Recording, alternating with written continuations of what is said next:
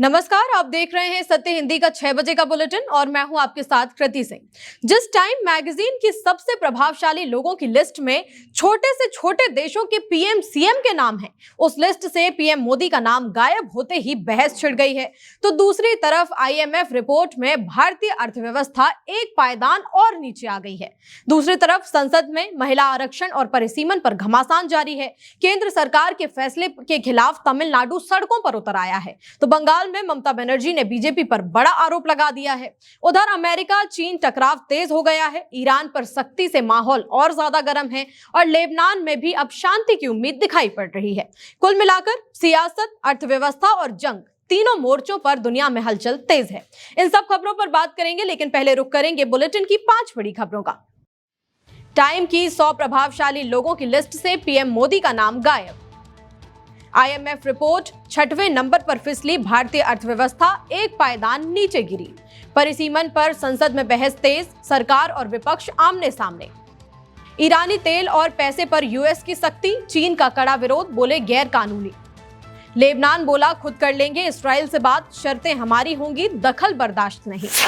Time magazine ने दुनिया के 100 सबसे प्रभावशाली लोगों की लिस्ट जारी की है, लेकिन इस बार इस लिस्ट में पीएम मोदी का नाम गायब है। इस लिस्ट में राजनीति, टेक्नोलॉजी, बिजनेस और एंटरटेनमेंट के दिग्गज शामिल हैं।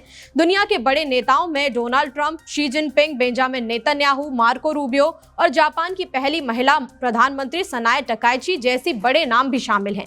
वहीं साउथ एशिया से भी नई आवाजें उभर कर सामने आई हैं। नेपाल के पीएम बालेन शाह और बांग्लादेश के नेता तारिक रहमान को भी इस लिस्ट में जगह मिली है। सिर्फ राजनीति ही नहीं, टेक और बिजनेस की दुनिया में सुंदर पिचाई का नाम भी छाया हुआ है। एंटरटेनमेंट और कला की दुनिया में भी भारत का जलवा दिखा। बॉलीवुड स्टार रणबीर कपूर को इस लिस्ट में जगह मिली है। इतना ही नहीं, शेफ विकास खन्ना और यूट्यूब के हेड नील मोहन भी इस लिस्ट में शामिल हैं, लेकिन पीएम मोदी का नाम नहीं है। इसी बात पर अब बहस छिड़ गई है। भारत की अर्थव्यवस्था को लेकर बड़ी खबर सामने आई है। इंटरनेशनल मॉनेटरी फंड की ताजा रिपोर्ट के मुताबिक भारत 2025 में दुनिया की 6ठी सबसे बड़ी अर्थव्यवस्था बन गया है, यानी एक पायदान नीचे खिसक गया है। 2024 में भारत 5वें नंबर पर था, लेकिन अब यूके और जापान आगे निकल गए हैं। 2025 में भारत की अर्थव्यवस्था करीब $3.92 ट्रिलियन आंकी गई है। रिपोर्ट में यह भी कहा गया है कि गिरावट के बावजूद भारत की रफ्तार सबसे तेज बनी हुई है। दुनिया की बड़ी अर्थव्यवस्थाओं में भारत अब भी सबसे तेजी से आगे बढ़ रहा है। लेकिन आप सोच रहे होंगे कि ऐसा है तो फिर रैंकिंग क्यों गिर गई? इसकी असल वजह है डॉलर के मुकाबले रुपए की कमजोरी। आईएमएफ के मुताबिक रुपया 2024 में जहां करीब 84.6 प्रति डॉलर था, वहीं 2025 में यह 88.5 तक कमजोर हो गया है। और क्योंकि ग्लोबल रैंकिंग डॉलर में तय होती है, इसका सीधा असर भारत की स्थिति पर पड़ा है। संसद में परिसीमन और महिला आरक्षण पर जबरदस्त बहस छिड़ी हुई है। इसी मुद्दे पर पीएम मोदी भी लोकसभा में बोले कि इतने सालों से महिला आरक्षण टलता रहा, अब और देरी नहीं होनी चाहिए। पीएम मोदी ने जोर देकर कहा कि ये बिल किसी एक पार्टी या सरकार के फायदे के लिए नहीं है, न ट्रेजरी बेंच के लिए है, न मोदी के लिए है, बल्कि पूरे देश और लोकतंत्र के लिए है। उन्होंने कहा कि देश की बहनों पर भरोसा कीजिए, 33% महिलाएं संसद में आएंगी, फिर वे खुद तय करेंगी कि उनके भीतर किसे कितना हक मिलना चाहिए। पीएम मोदी ने माना कि 2023-24 में ही इसे लागू करने की मांग की गई थी, लेकिन समय की कमी की वजह से ये ऐसा नहीं हो पाया था। अब उन्होंने साफ कहा है कि देश को टुकड़ों में नहीं बांटा जा सकता, हमें एक राष्ट्र की तरह सोचना होगा। पीएम मोदी ने विपक्ष पर तंज कसते हुए कहा कि अगर क्रेडिट लेना है तो ले लीजिए, मैं ब्लैंक चेक देने को तैयार हूं। कांग्रेस सांसद केसी वेणुगोपाल ने सीधे प्रधानमंत्री नरेंद्र मोदी के भाषण पर सवाल खड़े कर दिए हैं। वेणुगोपाल ने कहा कि प्रधानमंत्री ने लंबा भाषण दिया, लेकिन हम तो उसमें परिसीमन शब्द ढूंढते ही रह गए। उन्होंने गंभीर चिंता जताते हुए कहा कि सरकार इस प्रावधान के जरिए परिसीमन के संवैधानिक सुरक्षा कवच को कमजोर कर रही है। वेणुगोपाल ने साफ कहा कि पीएम सिर्फ महिला आरक्षण की बात कर रहे हैं, जबकि ये बिल तो 2023 में सर्वसम्मति से पास भी हो चुका है। इसके साथ ही उन्होंने सरकार से 3 बड़े सवाल भी पूछे कि जब सबकी सहमति थी तो महिला आरक्षण 2024 में लागू क्यों नहीं किया गया। विपक्ष का आरोप है कि सरकार महिला आरक्षण के नाम पर परिसीमन जैसे बड़े मुद्दे को छिपाने की कोशिश कर रही है और आने वाले दिनों में संसद में इस पर टकराव बढ़ सकता है। परिसीमन के खिलाफ तमिलनाडु के मुख्यमंत्री एम.के. स्टालिन खुद सड़क पर उतरे, हाथ में काला झंडा लेकर, और परिसीमन बिल की कॉपी जलाकर केंद्र सरकार को सीधी चुनौती दे दी। नामक्कल में हुए इस हाई वोल्टेज प्रोटेस्ट के बाद अब पूरे तमिलनाडु में आंदोलन तेज होने जा रहा है। डीएमके ने ऐलान कर दिया है कि राज्य भर में ब्लैक फ्लैग प्रोटेस्ट होगा। घर घर, दुकान दुकान काले झंडे लगाए जाएंगे और बिल की कॉपियां जलाई जाएंगी। स्टालिन ने इसे सिर्फ एक बिल नहीं बल्कि दक्षिण भारत के लिए बहुत बड़ा अन्याय बताया। उनका दावा है कि इस परिसीमन से साउथ के राज्यों की संसद में ताकत घट जाएगी। इतना ही नहीं, स्टालिन ने इस आंदोलन की तुलना 1950-60 के एंटी हिंदी आंदोलन से कर दी। उन्होंने कहा कि तब तमिलनाडु की आग दिल्ली तक पहुंची थी और अब फिर से वही आग भड़क चुकी है। स्टालिन का कहना है कि ये लड़ाई अब सड़कों से संसद तक जाएगी और बीजेपी सरकार को झुकना ही पड़ेगा।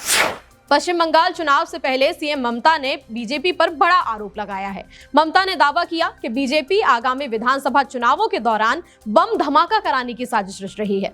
ममता बनर्जी ने आरोप लगाया कि पहले धमाके कराए जाएंगे और फिर उसी मामले की जांच के लिए नेशनल इन्वेस्टिगेशन एजेंसी यानी एनआईए को मैदान में उतारा जाएगा। उनका कहना है कि ये पूरी रणनीति राजनीतिक फायदा लेने के लिए बनाई जा रही है। ममता ने चेतावनी भी दी कि राज्य सरकार पूरी तरह सतर्क है, ऐसी किसी भी साजिश को नाकाम किया जाएगा। हालांकि इन सभी आरोपों पर बीजेपी की तरफ से अब तक कोई प्रतिक्रिया नहीं आई है। सुप्रीम कोर्ट ऑफ इंडिया ने चुनाव आयोग के उस फैसले को चुनौती देने वाली याचिका को खारिज कर दिया है जिसमें चुनाव आयोग ने चुनाव तारीखों के ऐलान के बाद पश्चिम बंगाल के कई बड़े आईएएस और आईपीएस अफसरों का ट्रांसफर दूसरे राज्यों में कर दिया था। इसी फैसले के खिलाफ एक याचिका दायर की गई थी, लेकिन सुप्रीम कोर्ट के CJI Suryakant, justice Joy Mallya Bagchi और जस्टिस विपुल पंचोली की बेंच ने साफ कहा है कि मामला अहम जरूर है, लेकिन चुनाव के पहले चरण को देखते हुए अभी इस पर सुनवाई नहीं की जाएगी। इससे पहले कलकत्ता हाईकोर्ट भी इस याचिका को खारिज कर चुका था। हाईकोर्ट ने कहा था कि बड़ी संख्या में अफसरों का ट्रांसफर अपने आप में गलत या पक्षपातपूर्ण नहीं माना जा सकता। अब सुप्रीम कोर्ट के फैसले के बाद यह साफ हो गया है कि चुनाव आयोग का फैसला बरकरार रहेगा। ट्रांसफर किए गए अफसर अपनी नई पोस्टिंग पर ही रहेंगे। बुलेटिन में आगे अभी और भी खबरें हैं। ईरानी तेल और पैसे पर यूएस की सख्ती, चीन का कड़ा विरोध। लेबनान बोला, हम खुद कर लेंगे इस्राइल से बात, शर्तें हमारी होंगी। लेबनान में अस्पताल भी निशाने पर, डब्ल्यूएचओ की बड़ी चेतावनी। ईरान, अमेरिका, इस्राइल के बीच तुर्की ने बढ़ाया शांति का हाथ। अमेरिका और चीन के बीच अब टकराव खुलकर सामने आ गया है और वजह है ईरान से जुड़ा तेल और पैसा। चीन ने अमेरिका की उस धमकी पर कड़ा विरोध जताया है जिसमें 2 चीनी बैंकों पर सेकेंडरी सैंक्शंस लगाने की बात कही गई थी। चीन ने साफ कहा कि ये एक तरफा कार्रवाई है, गैर कानूनी है और इसके लिए यूएन सिक्योरिटी काउंसिल की मंजूरी तक नहीं है। दरअसल अमेरिकी ट्रेजरी सेक्रेटरी स्कॉट बेसेंट ने दावा किया था कि अगर ये साबित हो गया कि चीनी बैंकों के जरिए ईरान का पैसा घूम रहा है तो उन पर सख्त प्रतिबंध लगाए जाएंगे और जो देश ईरान का तेल खरीदेगा उन पर भी अमेरिका कार्रवाई करेगा। इस पर बीजिंग ने साफ कर दिया है कि वो अपनी आर्थिक और रणनीतिक नीतियां खुद तय करेगा और किसी भी गैर कानूनी दबाव को स्वीकार नहीं करेगा। कुल मिलाकर ये सिर्फ तेल या बैंकिंग का मामला नहीं रहा, बल्कि अब ये अमेरिका चीन की सीधी टक्कर बनता जा रहा है और अगर ये टकराव बढ़ा तो इसका असर पूरी दुनिया की अर्थव्यवस्था और ऊर्जा बाजार पर पड़ सकता है। लेबनान में जारी हमलों के बीच लेबनान के पूर्व राष्ट्रपति मिशेल आउन ने कह दिया है कि हम इस्राइल से खुद बात कर लेंगे, हमें किसी बाहरी दखल की जरूरत नहीं और बात हमारी ही शर्तों पर होगी। पूर्व राष्ट्रपति आउन ने ब्रिटेन के मध्य पूर्व मामलों के मंत्री से मुलाकात में कहा कि लेबनान चाहता है कि दक्षिणी इलाकों समेत पूरे देश में हिंसा तुरंत रुके ताकि आम लोग, महिलाएं, बच्चे और बुजुर्गों पर हो रहे हमले बंद हों। उन्होंने साफ कहा कि गाँव और शहरों में घरों की तबाही अब और नहीं चल सकती। उन्होंने कहा कि अगर सीज़फायर को मजबूत करना है तो इस्राएली सेना को लेबनान की जमीन से पीछे हटना ही होगा। साथ ही लेबनानी सेना को अंतर्राष्ट्रीय सीमा तक तैनात किया जाएगा ताकि इलाके में किसी भी तरह के हथियारबंद समूह की मौजूदगी खत्म की जा सके। लेबनान में जंग के बीच अब अस्पताल भी सुरक्षित नहीं रहे हैं और हालात तेजी से बिगड़ते जा रहे हैं। वर्ल्ड हेल्थ ऑर्गेनाइजेशन के प्रमुख टेड्रोस अधानोम ने बड़ा अलर्ट जारी करते हुए कहा कि अस्पताल, डॉक्टर, एम्बुलेंस और मरीजों की तुरंत सुरक्षा जरूरी है। दक्षिण लेबनान के टेब-9 गवर्नमेंट हॉस्पिटल पर 12 और 14 अप्रैल को हुए 2 हमलों में भारी नुकसान हुआ। इमरजेंसी वार्ड और मेडिकल उपकरण तबाह हो गए। फार्मेसी और ओपीडी भी बुरी तरह से क्षतिग्रस्त हो गई और कम से कम 11 हेल्थ वर्कर घायल हो गए। दरअसल 2 मार्च से इसराइल और हिजबुल्लाह के बीच फिर से टकराव शुरू हुआ है और तभी से हालात लगातार बिगड़ते जा रहे हैं। WHO के आंकड़ों के मुताबिक अब तक हेल्थ केयर पर 133 हमले हो चुके हैं, जिनमें 88 लोगों की मौत और 206 लोग घायल हुए हैं। इतना ही नहीं, 15 अस्पतालों और 7 हेल्थ सेंटर क्षतिग्रस्त हो चुके हैं, जबकि 5 अस्पताल और 56 हेल्थ सेंटर पूरी तरह बंद हो गए हैं। WHO ने साफ चेतावनी दी है कि अगर तुरंत सुरक्षित और बिना रुकावट मानवीय मदद नहीं पहुंचने दी गई तो हालात और ज्यादा खतरनाक हो सकते हैं।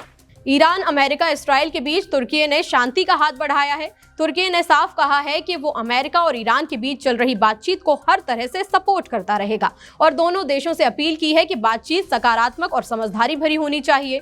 नाटो का सदस्य होने के साथ साथ ईरान का पड़ोसी होने की वजह से तुर्की लगातार इस पूरे संकट पर नजर बनाए हुए है और अमेरिका, ईरान और मध्यस्थ पाकिस्तान के साथ लगातार संपर्क में भी है। तुर्की के रक्षा मंत्रालय ने साफ कहा है कि कोशिश यही है कि मौजूदा सीज फायर सिर्फ कुछ समय का न रहे बल्कि स्थायी शांति में बदल जाए। इस हफ्ते तुर्की के अंटालिया शहर में एक अहम बैठक भी होने वाली है, जहां पाकिस्तान, सऊदी अरेबिया, इजिप्ट और तुर्की के विदेश मंत्री एक साथ बैठकर इस संकट पर चर्चा करेंगे। वहीं पाकिस्तान के प्रधानमंत्री शहबाज शरीफ भी कतर दौरे के बाद तुर्की पहुंचने वाले हैं। इसराइल को हथियार देने के खिलाफ अमेरिका में अब बगावत शुरू हो गई है। दरअसल वर्मोंट के सांसद बर्नी सैंडर्स ने इसराइल को बम और बुलडोजर बेचने से रोकने के लिए 2 प्रस्ताव पेश किए। इस कदम को करीब 3 दर्जन डेमोक्रेट्स का बड़ा समर्थन मिला है। ये दिखाता है कि पार्टी के भीतर नेतन्याहू और गजा युद्ध को लेकर भारी नाराजगी है। हालांकि वोटिंग के दौरान रिपब्लिकन सांसदों के विरोध के कारण ये प्रस्ताव गिर गए, लेकिन सैंडर्स बार-बार ऐसे वोट कराकर अपने साथियों पर दबाव बना रहे हैं। वो चाहते हैं कि नेतन्याहू सरकार को मिल रही सैन्य मदद तुरंत बंद कर दी जाए। इससे साफ है कि अमेरिका में इसराइल को लेकर दरार बढ़ रही है। आम जनता भी अब गजा और ईरान के युद्ध से परेशान हो चुकी है, इसलिए हथियारों की सप्लाई पर अब अमेरिका में सवाल उठने लगे हैं। फिलहाल के लिए इस बुलेटिन में इतना ही। 8 बजे फिर से हाजिर होंगे नई खबरों के साथ। नमस्कार।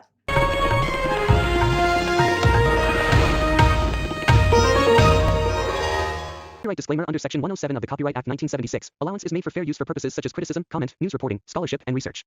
Fair use is a use permitted by copyright statute that might otherwise be infringing.